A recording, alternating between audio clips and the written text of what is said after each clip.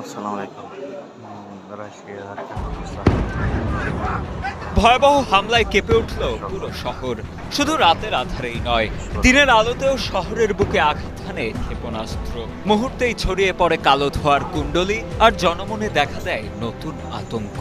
২০ September এমন ভয়াবহ হামলার ঘটনা ঘটে ইউক্রেনের দক্ষিণ মধ্য অঞ্চলের দিনিপ্রো শহরে। সেই হামলায় অন্তত ৩ জনের মৃত্যু হয়েছে এবং বহু মানুষ আহত হয়েছে বলে জানিয়েছে ইউক্রেন।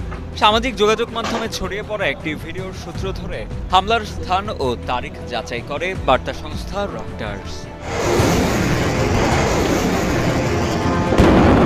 ভিডিওতে দেখা যায় আকাশ চিরে শহরের ওপর তেড়ে আসছে একটি ক্ষেপণাস্ত্র।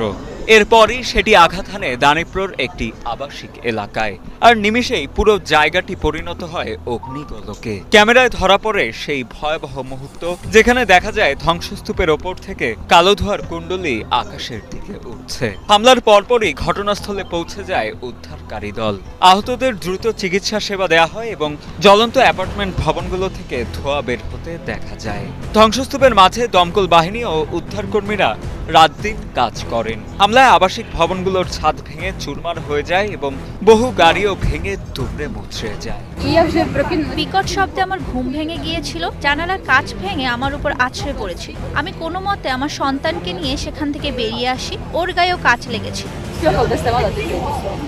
২০২২ সালের ফেব্রুয়ারিতে রাশিয়া ইউক্রেন হামলা শুরুর পর থেকেই যুদ্ধ বন্ধের জন্য কূটনৈতিক প্রচেষ্টা চলছে, কিন্তু বারবার ভেস্তে যাচ্ছে সেই প্রচেষ্টা।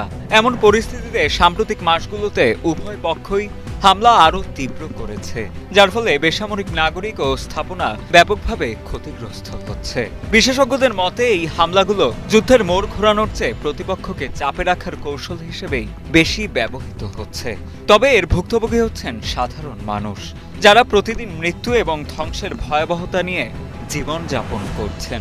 চলমান এই সংকটের শেষ কোথায় তা নিয়ে সন্দিহান সমর বিশ্লেষক।